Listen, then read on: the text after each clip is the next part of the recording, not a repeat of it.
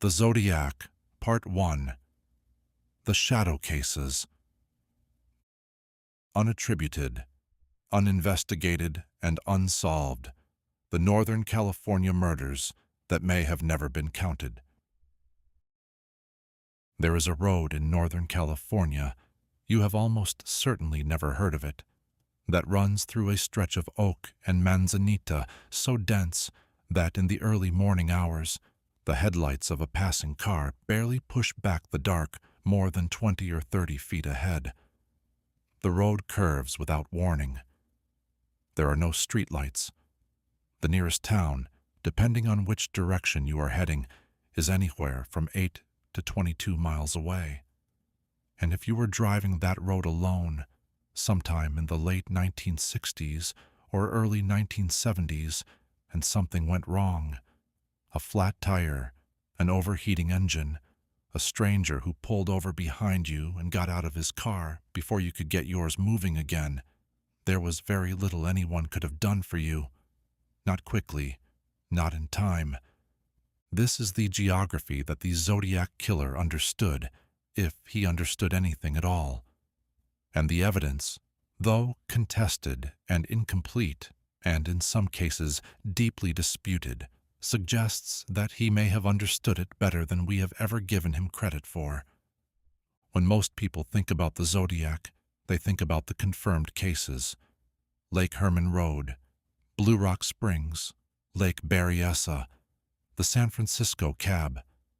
Those 4 attacks, 5 victims killed, 2 survivors.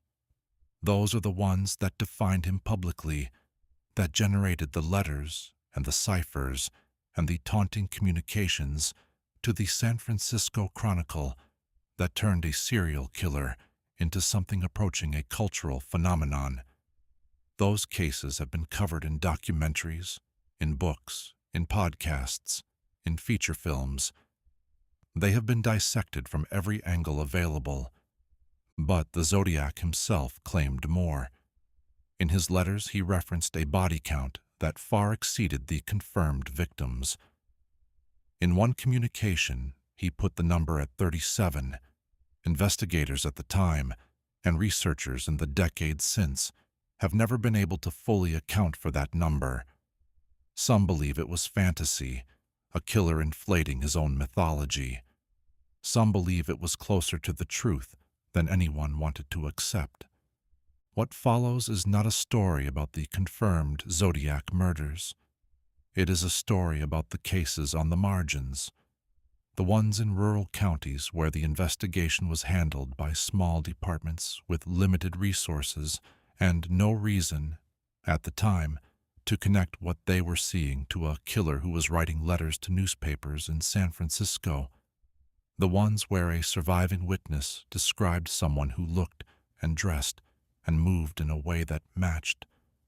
The ones where the method was unusual, or the victim profile fit, or the geography placed the crime along a corridor that investigators have since identified as a possible travel route. None of these cases have been officially attributed to the Zodiac. That matters, and it needs to be said clearly at the outset. This is not an attempt to solve what has never been solved, or to claim certainty where none exists.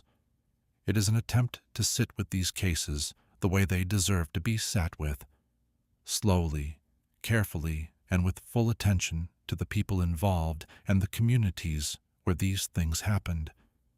We begin, as we must, with context. The name Zodiac first appeared in a letter postmarked August 1st, 1969, mailed simultaneously to 3 Bay Area newspapers.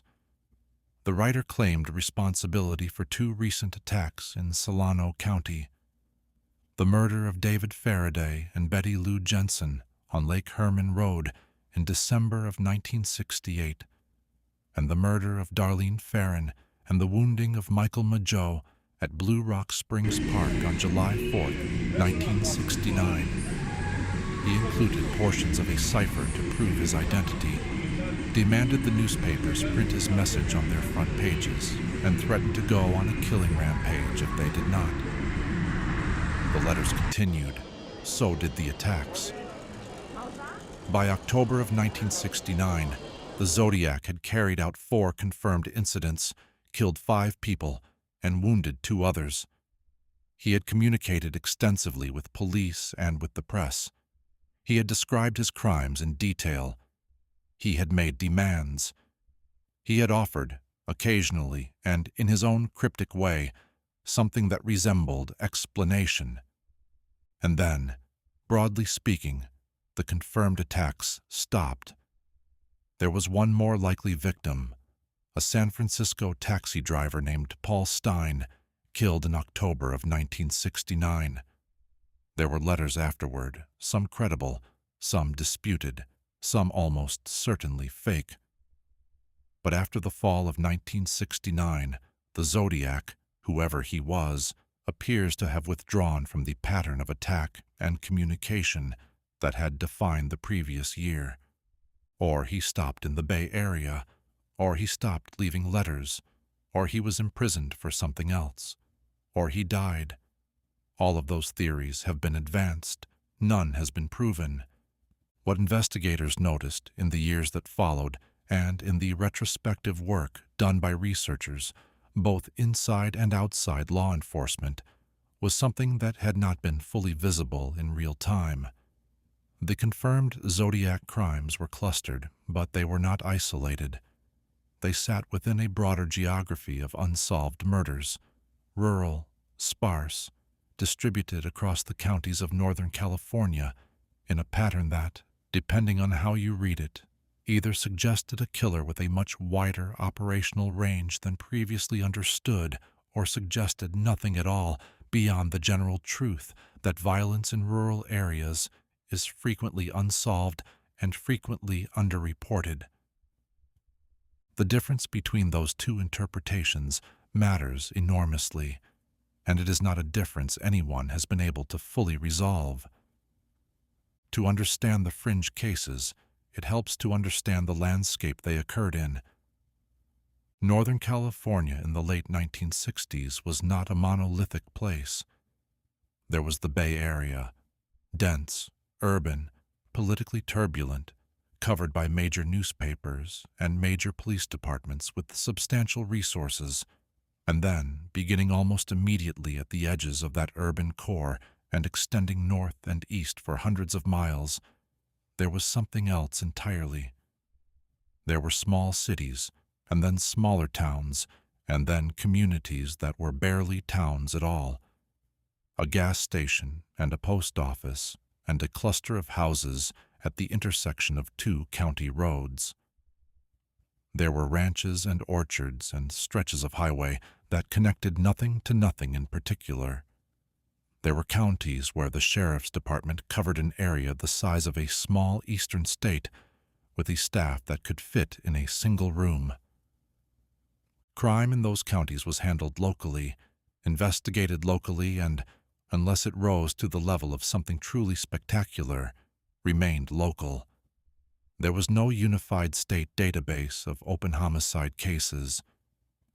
There was no mechanism by which a sheriff in, say, Calaveras County would routinely compare his open cases with those of the Solano County Sheriff, let alone with the San Francisco Police Department.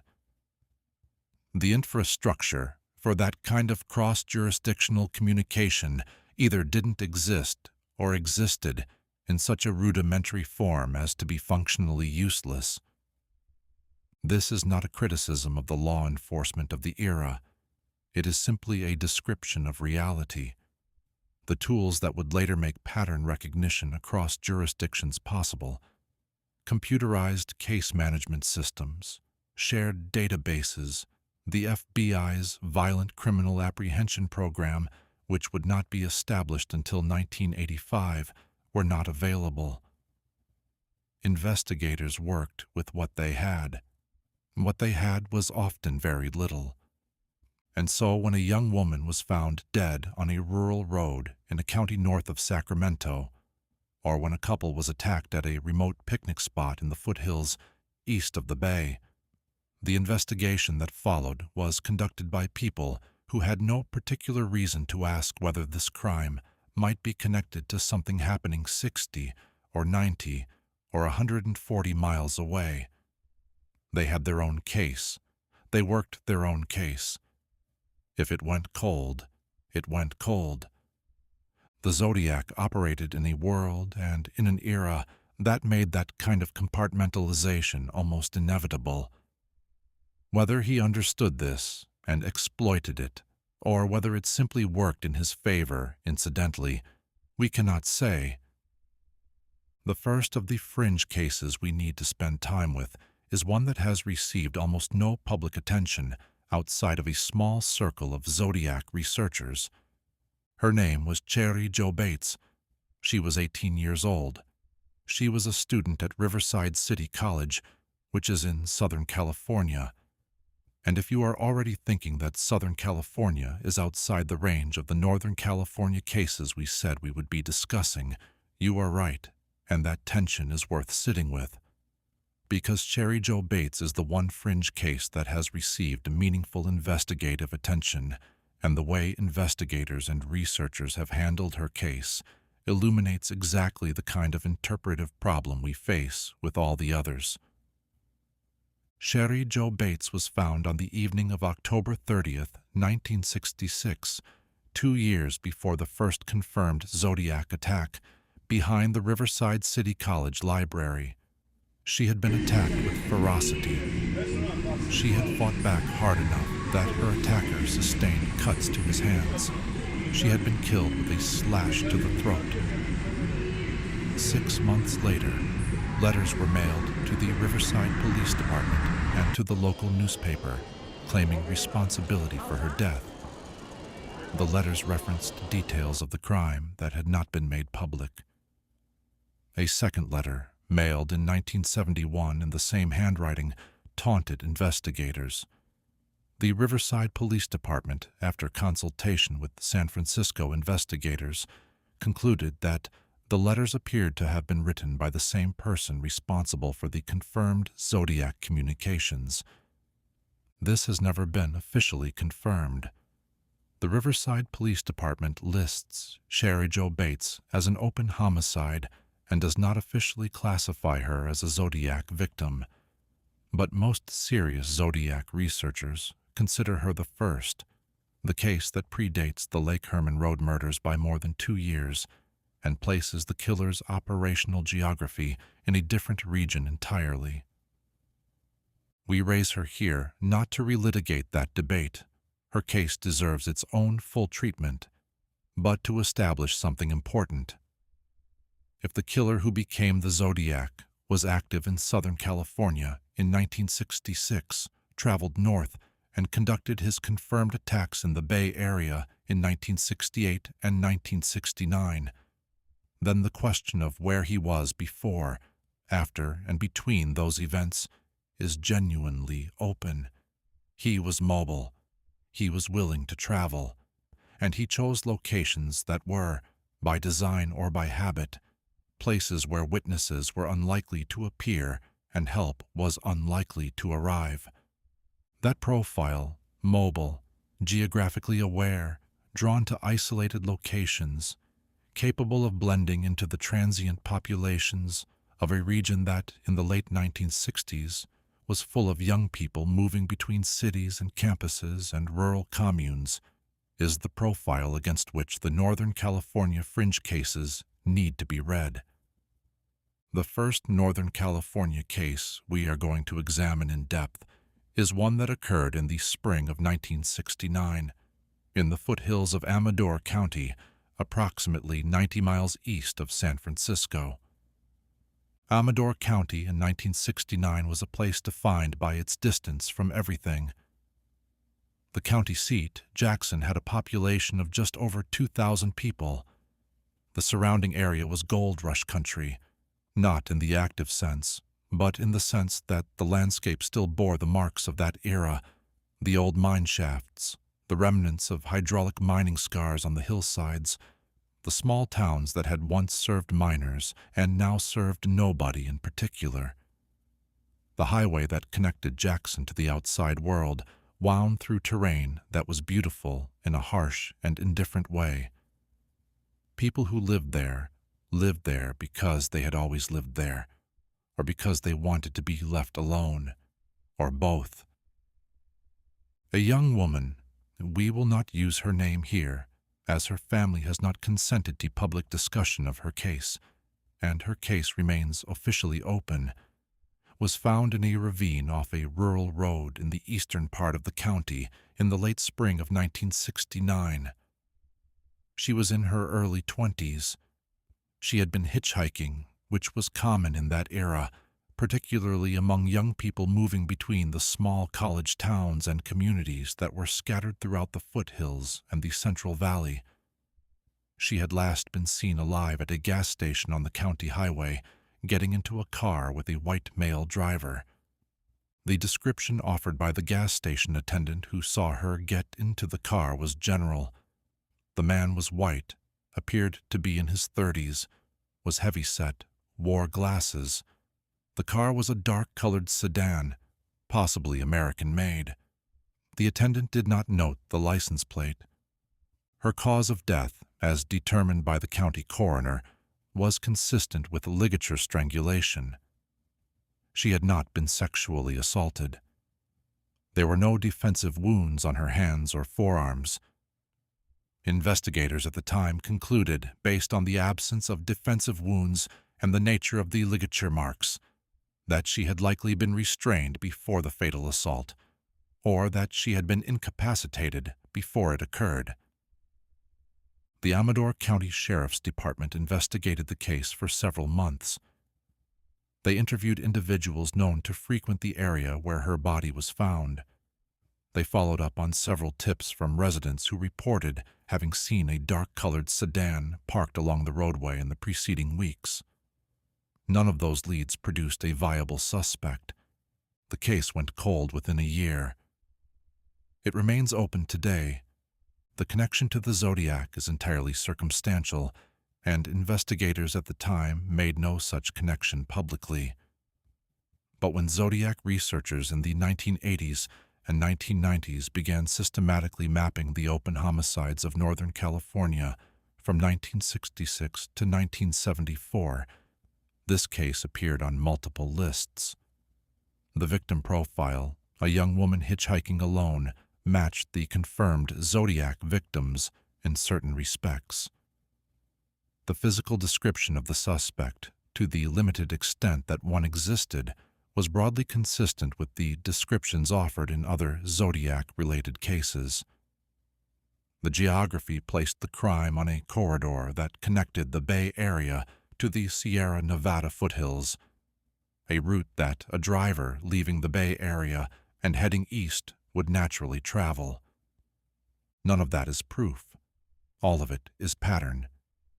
And pattern in the absence of physical evidence is the currency of cold case investigation, valuable, but not to be mistaken for the thing itself.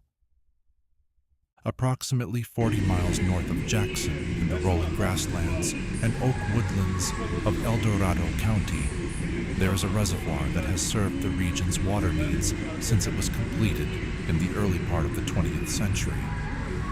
In the late 1960s, it was a place where people came to fish, to picnic, and in the warmer months, to swim. It was accessible by a paved road that branched off the main highway and wound down to the water's edge through a series of gentle curves. On weekdays, particularly in the off-season, it was quiet. On a Tuesday or Wednesday in October, you might go there for an hour and not see another person. It was in this setting, in the fall of 1969, that a couple, both in their mid-20s, both residents of a nearby community, were attacked while parked near the water's edge. The male victim survived after being hospitalized for several days with injuries that his doctors later described as severe. The female victim did not survive. The surviving male victim's account of the attack was consistent across multiple interviews conducted over the months that followed in its broad outlines. A man had approached the car on foot from the direction of the parking area above. He had appeared to be alone. He had been wearing dark clothing, He had produced a firearm. The survivor described it as a handgun and had ordered both of them out of the car. What followed was violent and rapid, and by the survivor's account, conducted with a purposefulness that suggested the attacker had planned it rather than acted impulsively. The survivor was unable to provide a detailed description of the attacker's face. He noted that the man had worn some form of head covering. He could not say precisely what kind, and that the man had not spoken extensively. He gave directions. He did not engage in conversation. He did not ask for money or demand anything from the car. His purpose appeared to be the attack itself. El Dorado County Sheriff's investigators spent considerable time on this case in the months after it occurred. They developed several persons of interest from the local area. None were ever charged. The case was eventually set aside as active investigative resources were directed elsewhere, and it entered the long inventory of open California homicides that grew throughout the 1970s and 1980s as cold case resources remained limited. When this case was examined by Zodiac researchers, several elements attracted attention. The location, a reservoir, accessible but isolated, the kind of place where a couple might park in the evening without attracting notice, bore a structural resemblance to the confirmed Zodiac attack sites. The method, a single male attacker approaching on foot, producing a firearm, exercising control over the scene, was consistent with the Zodiac's known operational pattern. The absence of robbery as a motive and the apparent deliberateness of the attack fit the profile as well. There was one additional detail that investigators noted internally but did not publicize at the time, and that would not become part of the public record until decades later when case files were partially released under a public records request. On the ground, near where the female victim was found, there was a small piece of cloth, not from the victim's clothing, not accounted for by anything the surviving victim was wearing. It was dark in color, consistent with the kind of fabric used in work clothing or outerwear. It was collected as evidence. It was never matched to a suspect. Whether that scrap of cloth means anything, we cannot say. Physical evidence out of context is exactly that, out of context. But it sits in the case file, catalogued and unresolved, the way so many things in these cases sit, present, suggestive, and ultimately mute. We need to pause here and be honest about something. The history of Zodiac research is, in part, a history of pattern matching that has occasionally gone badly wrong. The cipher, the letters, the theatrical quality of the confirmed communications, all of it has attracted over the decades a particular kind of obsessive attention that is not always well served by the evidence. There are researchers who have connected the Zodiac to dozens of additional crimes, in some cases, crimes that occurred in states far from California, in some cases, crimes for which the evidence of any connection is thin to the point of transparency. There are suspects who have been named publicly, their lives disrupted or destroyed, on the basis of interpretations that serious investigators found unconvincing. This matters for what we are doing here, because the fringe cases we are examining are real cases with real victims, and the people connected to those cases, the surviving family members, the communities where they occurred, deserve to have those cases discussed with rigor and restraint, not used as threads in a speculative web. So, when we say that a case bears resemblance to the confirmed Zodiac crimes, we mean something specific and limited. We mean that certain documented elements of the case, the location type, the victim profile, the attack method, the physical description of a suspect where one exists, fall within the range of what has been documented in the confirmed cases. We do not mean that the Zodiac definitely committed the crime. We do not mean that the crime could not have been committed by someone else entirely. We mean that the case belongs on the map of things that serious investigators have considered and have not been able to rule out. That is a different thing from certainty. It is the most we can honestly offer. The third case we want to examine takes us north, not dramatically north, not to the wilderness above Reading or into the Trinity Alps, though we will eventually get there.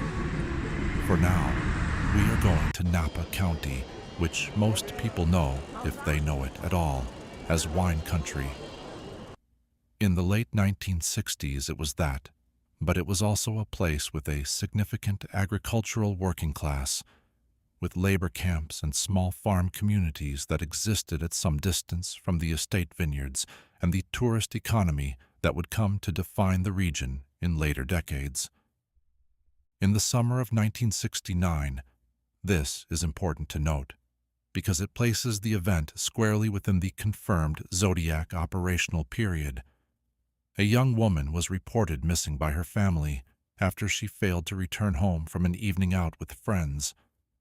Her friends reported that she had left a gathering in the city of Napa in the company of a man none of them knew well. They described him as someone who had been present at several social gatherings in the area over the preceding weeks, but who had not made lasting connections with anyone. He was, by the accounts of several people who had encountered him, friendly in a surface way, pleasant, conversational, not remarkable, but he had not offered details about himself. He had not said where he worked, or where he was from, or where he lived. When people had asked, he had given answers that were vague enough to be unverifiable.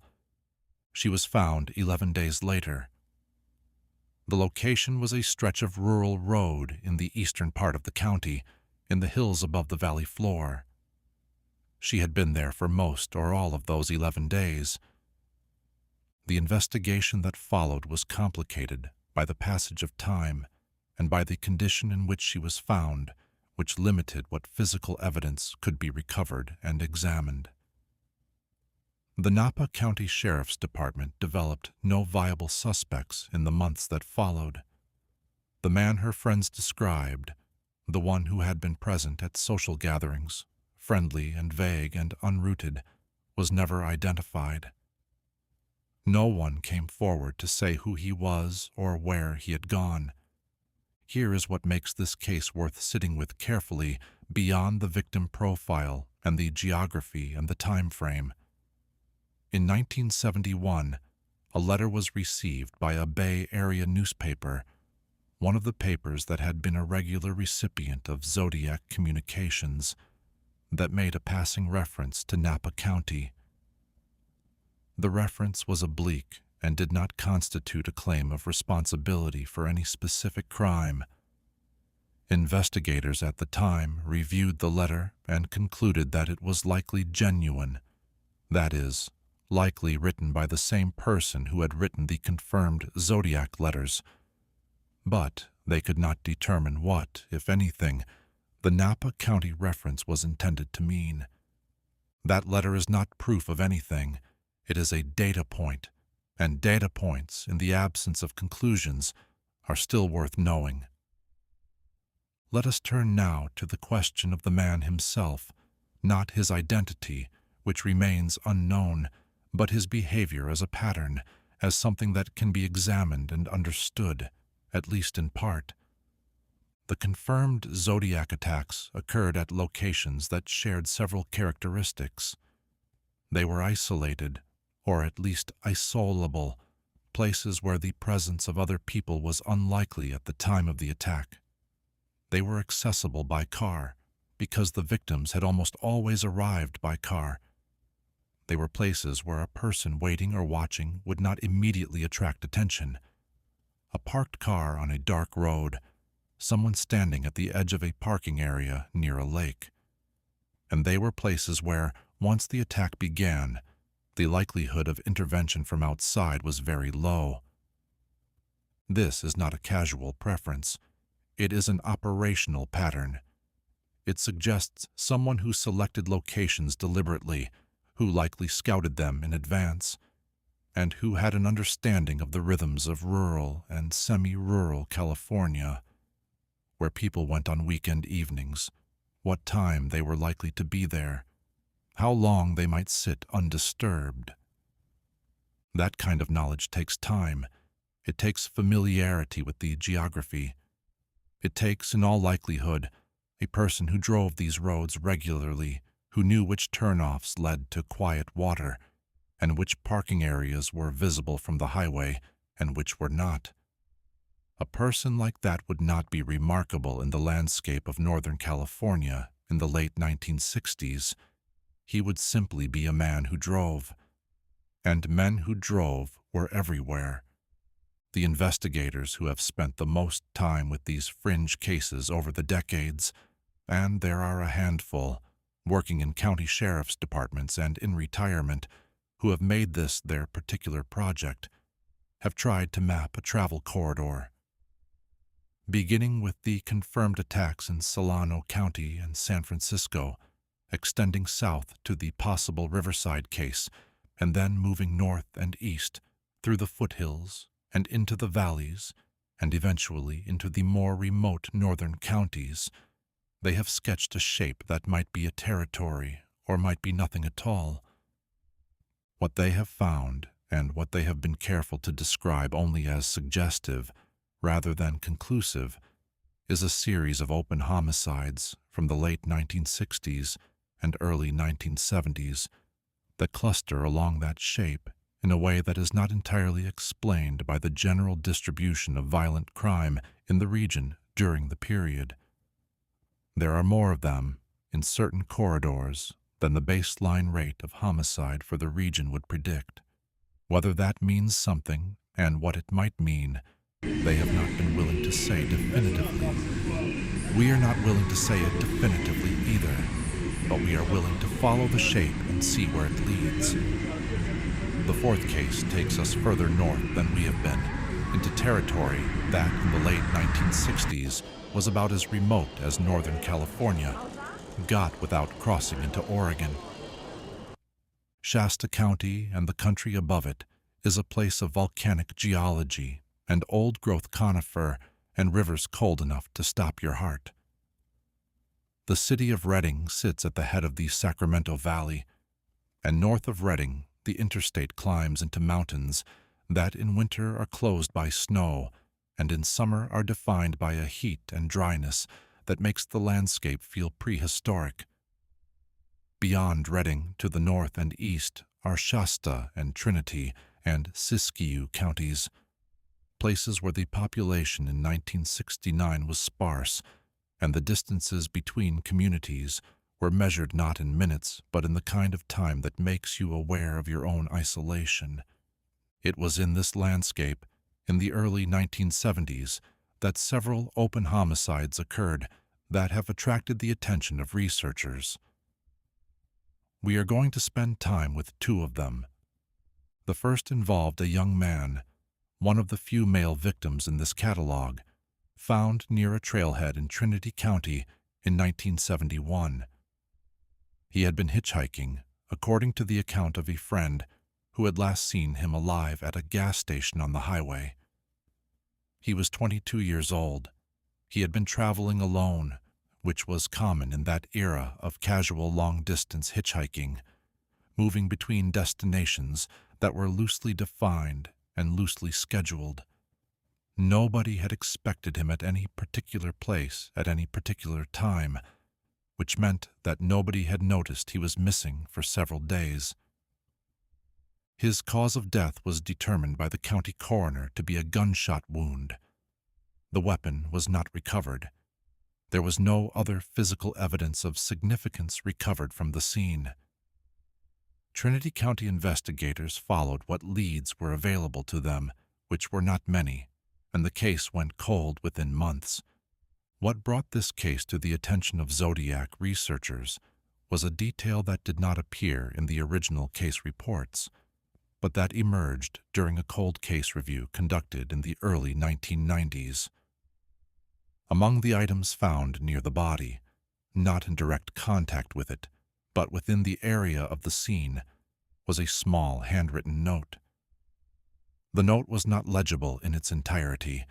It had been exposed to weather and had deteriorated significantly. But the letters that were recoverable were examined by a document analyst, and the analyst noted that certain letter formations were consistent with handwriting samples from the confirmed Zodiac communications. We want to be very careful here. Handwriting analysis is not a precise science. Consistency between samples does not mean identity. The document analyst who reviewed the recovered note was careful to say that her findings were suggestive rather than conclusive, and that the degraded condition of the note made any confident attribution impossible. The Trinity County Sheriff's Department, which conducted the review, noted the finding in their case file and did not pursue it further, in part because there was nothing further to pursue. The note could not be matched. The weapon could not be found. The case remained open. But the note is in the file, and the file is part of the landscape we are trying to understand. The second Trinity County case we want to examine is different in character and in some ways more troubling because it involves a survivor. In the summer of 1971, a woman in her late 30s, a resident of a small community in the western part of the county, was attacked while walking on a rural road near her home. She was attacked from behind with what she later described as a length of rope or cord. She survived because a passing motorist happened to come around a curve in the road at a moment that caused the attacker to flee. The motorist stopped. The woman was treated at a hospital in Reading and survived with injuries that she would later describe as severe but not permanently debilitating. Her description of the attacker, given to Trinity County investigators and recorded in the case file, was specific in some respects and vague in others. He was male. He was white. He was, by her estimate, in his late 30s or 40s. He was heavy-set. She used the word stocky. He wore dark clothing. She had not seen his face clearly because the attack had come from behind, and she had not turned to look at him before she lost consciousness briefly. But she had seen him running when the motorist came around the curve, and her impression of him as heavy-set and moving with a kind of heavy deliberateness, she said he did not run the way a young person would run, stayed with her. The motorist who interrupted the attack was never able to add to the physical description. He had seen a figure moving away from the woman on the ground, and his attention had been immediately on the woman. He could say only that the figure was male and appeared to be wearing dark clothing. This case was investigated locally. No connection to the Zodiac was made or suggested at the time. It was only when Zodiac researcher Robert Graysmith, whose work on the case, though sometimes criticized for its conclusions, opened many avenues of subsequent investigation, published an account in the early 1980s referencing this case among others, that it entered the broader public consciousness. Graysmith was careful, at least in his treatment of this particular case, not to claim attribution. He listed it as one of several Northern California attacks whose victim description and method were consistent with the Zodiac pattern. The woman herself, who was still alive at the time Graysmith's book was published, reportedly declined to speak with researchers or journalists about the attack. That is her right. Whatever she experienced on that road in 1971, and whatever she believed or did not believe about who had attacked her, belonged to her, and she had chosen not to share it. We note it simply as part of the record. As we come to the end of this first part, we want to hold the full picture of what we have covered and be honest about what it amounts to. We have looked at 5 cases: the Amador County hitchhiker case, the El Dorado County reservoir attack, the Napa County disappearance, and the two Trinity County cases. We have noted the ways in which each of them bears some resemblance to the confirmed Zodiac pattern, and we have tried to be careful about what that resemblance does and does not mean. We have not concluded that the Zodiac committed any of these crimes. We have noted that investigators in the years since have considered the possibility and have not been able to rule it out. That is a narrow ledge to stand on, but it is an honest one. What we have also tried to do is give some texture to the landscape in which these cases occurred, the rural geography, the sparse population, the limited investigative resources, the absence of any mechanism for cross-jurisdictional pattern recognition at the time. These were not failures of individual investigators. They were structural realities of the era, and they created conditions in which a mobile, organized killer could, in theory, operate across a wide territory without ever bringing his full pattern into the view of any single investigative body. Whether that is what happened, we cannot say. What we can say is that the cases exist, the files are open, the families in many cases are still waiting. In Part 2, we will move further north and further into the margins of the record. We will look at cases in Humboldt County and in the remote stretches of Mendocino County, where the forests come down to the ocean and the roads that parallel the coast are some of the most isolated in the continental United States. We will look at a case that bears a specific documentary connection to the confirmed Zodiac communications that has never been fully explained, and we will begin to examine the investigative history in earnest, what law enforcement has done across the decades to bring these cases into focus, and what has prevented them from doing so. These cases deserve the time. We will give them the time.